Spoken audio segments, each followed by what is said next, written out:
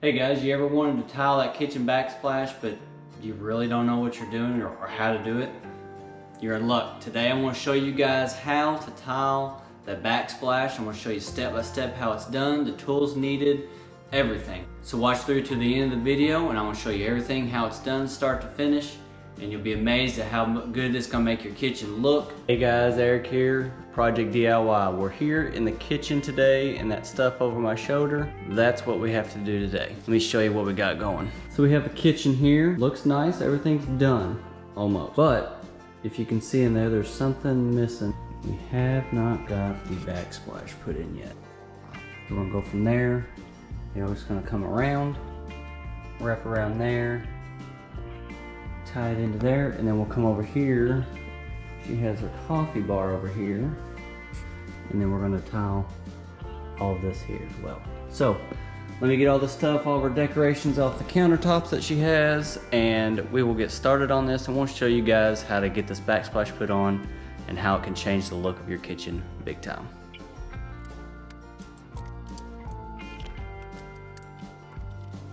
All right, let me show you guys what kind of tile we're using here. We are gonna be using a travertine natural stone tile. I got these at Menards. Just, as you can see, there's a little bit different color variations with it. Some's lighter, some's darker. It's not the exact same tile in every one. But this blends well with our countertops and the cabinets. It does look good. I know, because I've already done this job once. I remodeled a kitchen in another house, and then we ended up moving. And she's like, well, if we move, I want the exact same kitchen. So I was like, all right, if we move, I'll give you the exact same kitchen that we had, cabinet-wise, appearance and everything. Now let me show you what we're going to use to adhere that to the wall with. I like using this Mape Type 1 tile adhesive. You can get this most places. I bought this from Lowe's actually. For this size here, let's see, it's a gallon. And it cost like $15 for it, so it's not that bad expensive. I'll show you how to get started laying these and we'll get into it. All right, I'm gonna start over here on the left-hand side of the fridge, and I'm gonna start with the full tile. These tile, the pattern I'm gonna lay is gonna be like a brick pattern. So you'll put one, you'll find out your center point of your tile, okay? You'll measure over, find your center point, maybe put just a little mark so you can see it. And this next one's gonna go here, and then when you come back, you'll have a full one back up top there like that, okay? So that's what you're gonna have. We'll have spacers in there. I'll show you that in just a second. But that's what we're gonna have. So what I'm gonna do is lay this first one across. It'll be spaced out. And we're gonna lay it until it gets behind the fridge. So that's what we're gonna do. Now, I'm not tiling all the way behind the fridge, because here's my thing. If you come to my house and pull my fridge out to see if I ran my backsplash behind my fridge, I want to kick you out the front door, okay? So nobody's ever gonna know. Now, behind the stove, that's another scenario. Let me explain that. Behind the stove, we will run it all the way behind it and all the way up, because as you can see, we have this space here and it's gonna run all the way up to here. And if you don't do that, it's gonna look like garbage, or it's just gonna be hard to make it work. But behind the fridge, like I said, don't come pull my fridge out if you come to my house, because there's gonna be no backsplash there. All right, we're pretty well ready to start laying. We have our Type 1, the Mape tile adhesive here ready to go. And no, that is not soft serve ice cream. It does look like it though. And we have our trowel here. I got this just a quarter by quarter inch slots there. You probably can go smaller and be fine, but this is what I have. This is what I'm gonna use, and it'll be fine. And then we have our spacers here. There's different types of spacers. This is what I'm gonna use. This one here is actually two ways. If you place it, the thickness of this here, that's a 1/4 inch. And if you turn it this way, it's an 1/8 inch. I'm gonna be placing mine 1/8 of an inch. So when I insert mine, I'll be inserting them flat, just like that, as opposed to up and down to where they'll be 1/4 inch. So we just put them this way. That's what I'm gonna put. They make 16th, they make lots of different sizes. That's what we need. So what I do is I take mine, I like to just take it, that's way too much. Take it and I just call it butter in the back of it. Take it, you put what you need on the back of it, kind of scrape the rest off, just like so. And we'll take it over here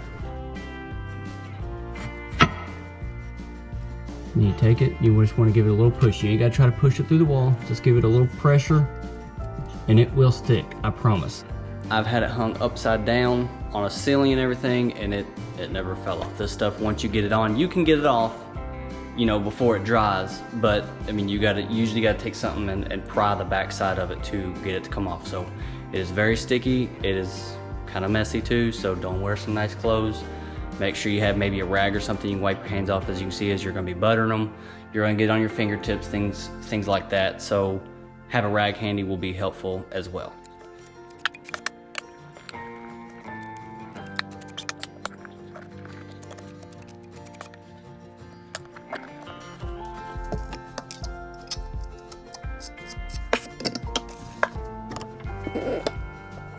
Now you're gonna want to put one underneath here, one underneath here. You kind of push it down, make sure it's where it's supposed to be. Push it back that way. Then just kind of wipe off any excess you have like that. You can, and you're ready to go. Then from here on out, the rest of these here will be full. Okay, we'll run these out full, and then you put a piece here. Then our next one is going to start with a full one again, and you just alternate every other one, like I said, just like a brick pattern. So that's how it's done. All right, before we start laying this tile, I'm going to show you the setup I have to cut this. I'm going to be able to cut this stuff in the house, not make a mess, and because she'll kill me. I can't tell you how many jobs I've done, and I've made a big mess. Yeah, it wasn't good. But today we're not going to make a mess, and she won't even know nothing about it. So let me show you what I have going. If you haven't saw what one of these are, check out my video here where it shows you the different types of tile saws, how they can be used, and just how quick they are. You have to have wet saws. This one here is not. This one here I have to have no electric. I have to have no water inside the house. There's going to be a little bit of, you'll get a little bit of breakage from when you cut your tiles, so that's why I went ahead and put this towel underneath of it. That way it'll catch it. I can go shake it out outside, throw it in the washer, and like I said, I don't get in trouble. So this is a quick tip for you. If you have one of these, you can do it inside the house, and then you don't have to sit and walk 15 miles, it seems like, in that day just to get that job done. I'll have to go out a few times probably when I cut around the outlets, but that'll be it. I'll save me a ton of time. So I just wanted to show you that, guys, before we get started laying it. All right, one of my previous videos, I told you guys, I'll tell you when I'm lying. Well, I lied a while ago, not on purpose, but let me tell you what I'm going to do now. I told you guys I was going to use this, and I tried cutting with it, and it does cut it. But this travertine is a real stone. It's kind of soft, and as you can see, it just, I don't know, it's just not making the cut as clean as I would like it to. So let's walk out here on the front porch, and I'll show you guys what we are going to use.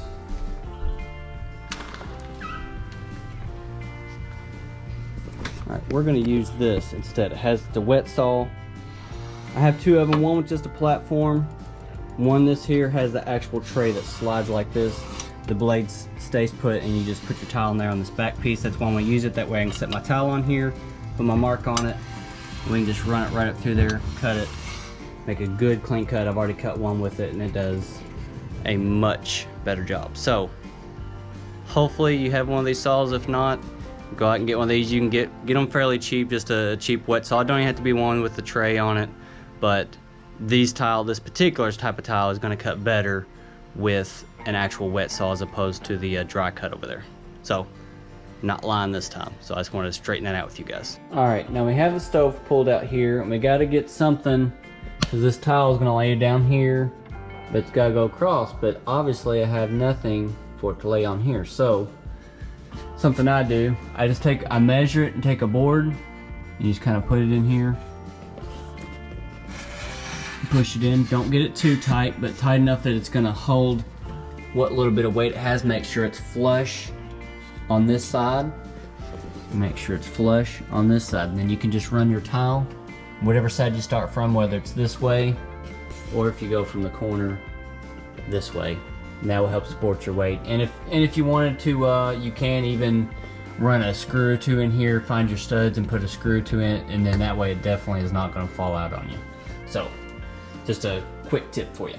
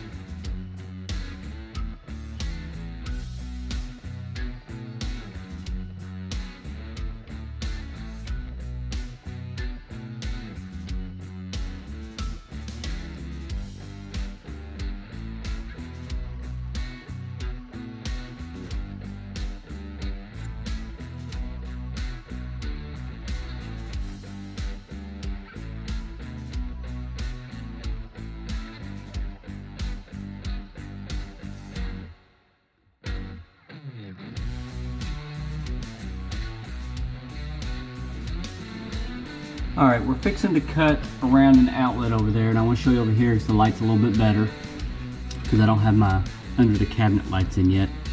But you see here, you got your screw for your outlet to attach, and you have this wing piece.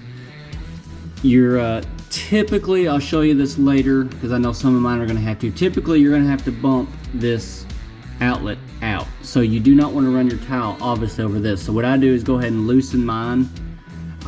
I'll get it loose all the way, and then I'm going to take my towel and I'm going to run it up underneath this, so that way when it sits back on there, it will sit on top of the towel. Now, do not block the hole that this screws in, because if you block that hole and you make your towel too high, then you're just going to take the towel back off and cut it down, because this is what attaches your outlet into the box there. So you can go up underneath here where this little wing is going to catch it, top and bottom, but don't go so far down that it's going to clog that hole right there. So let me get this cut and I'll show you what I'm talking about.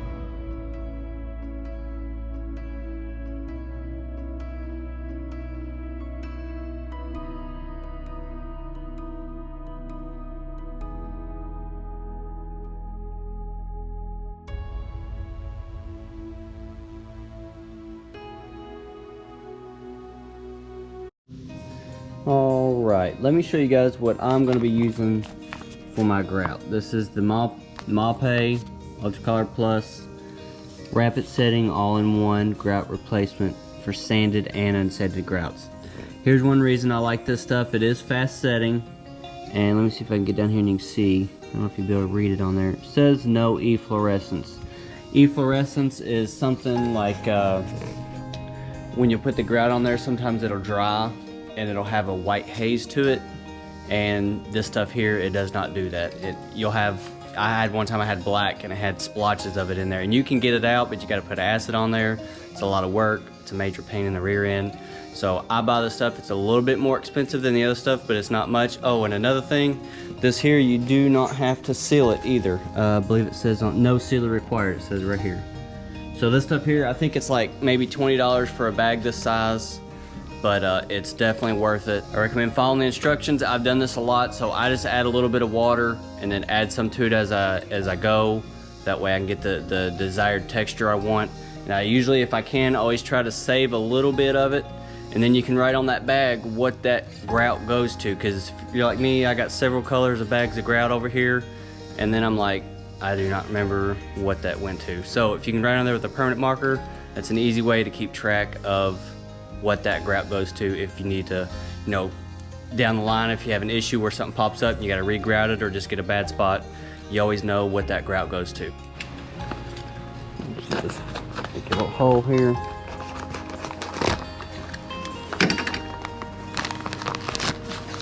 And you're going to need 2 buckets when you're grouting. You're going to need one for your bucket for your grout, and you're going to need one to have water to wipe everything off with a sponge. So I'm going to pour a little bit in at a time. And you do not want to start with a whole lot of water, because this stuff does not take very much water to get it to mix. So you can always add more of this. You can't, if you have too much water and you go pour the whole bag in and it's too wet and running, then you either gotta go buy another bag or you gotta have it. So it's always easier to add water, as you can't really take it away. So, and I have like this here, have it attached to my drill.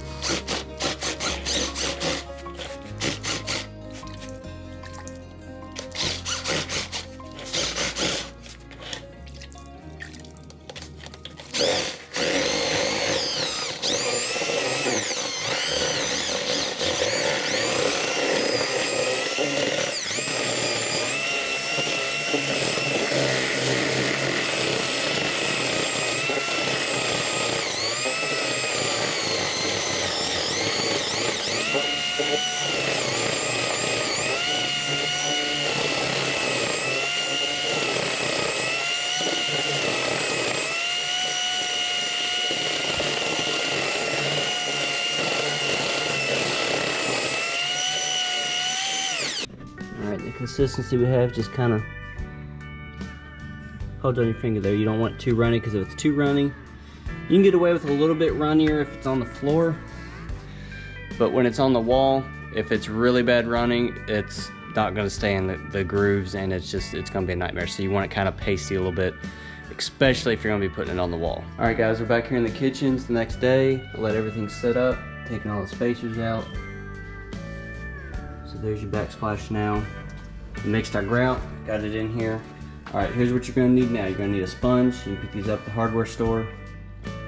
Now just gonna go in there, you get it wet. And then I use this, it's actually like a shower squeegee, but I take it after I smear it on there, and I just use it like this to rake all the excess off of there. It works actually quite well. So I'm gonna show you what you do here. If you got a kid, you know, and they can do this without making a mess, this is a great job for them, almost in a way. Because look, you can take a whole handful of it, and you just get to smear it all over the place.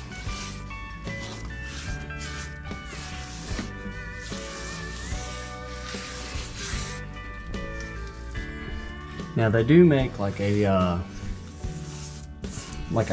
pad that you can do this with if you don't want to get your hands all dirty. But to me, I don't know, I just soon do it this way. And then you can kind of, then you just take your squeegee after that. I grab it, pull it down, get as much off as you can. All right, you get your sponge now, get it good and wet. And just take it and wipe that off. Flip it over, wipe it down again, and just repeat that process until you get everything wiped off as good as you want. Then just let it dry and you'll be good to go. Like I said, you don't have to seal it. You don't have to do anything to it. This one here is gonna look a little different because it's wet. When this type of towel gets wet, it obviously changes the color quite a bit. But that's all there is to it.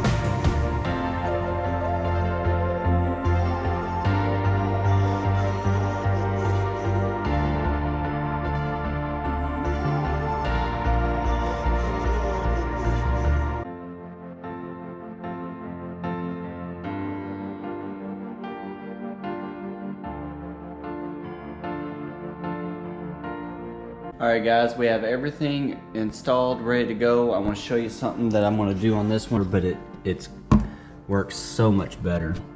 This here is 100% silicone. Let's see if we can get it to focus here. And it's the same exact color, the biscuit. That's the exact same color of the grout that I have. And what I'm going to do, I used to go and put grout in here, but when you do that, it eventually breaks and cracks out. So I'm going to take the silicone, run a bead all the way across there and across all the other cabinets, and that should keep that from cracking.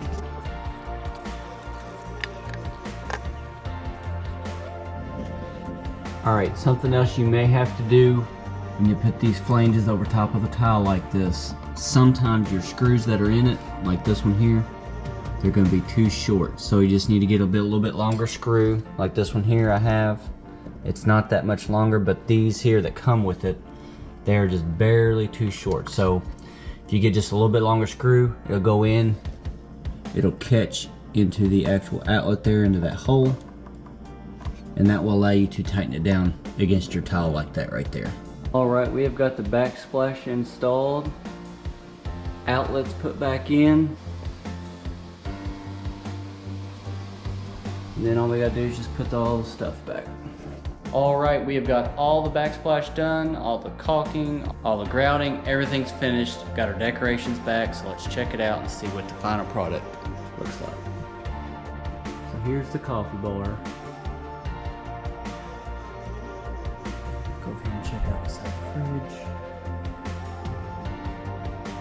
And I know this isn't lit up quite as well, but like I told you guys, I have, you can see right here, got that, there's going to be an electrical switch which will run the lights on this side of the kitchen,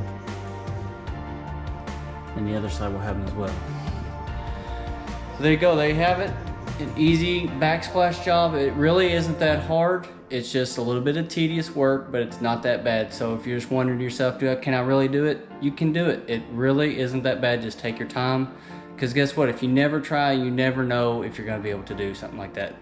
Another thing, guys, remember, your work is like your signature, or your work is your word. Make it worth something. Nobody wants to hire me or anybody else if your work isn't any good. So make sure your work's quality when you do it. And even if you may not be a professional, you can still do quality work. And even though you may not be a professional, you can still do good quality work, just like this here. And you'd be amazed at what you can do if you try. So remember, guys, if you would, give us a like, give us some subscriptions, and hey, also hit that little bell for the ones like this here. I'm gonna be putting that in with my under cabinet lights. Guess what? When I do that and I put it up, the bell will ring, it'll notify you, and you can check it out, and you can put those in yours as well. And as always, guys, remember, why hire a guy when you can DIY? Thanks for watching.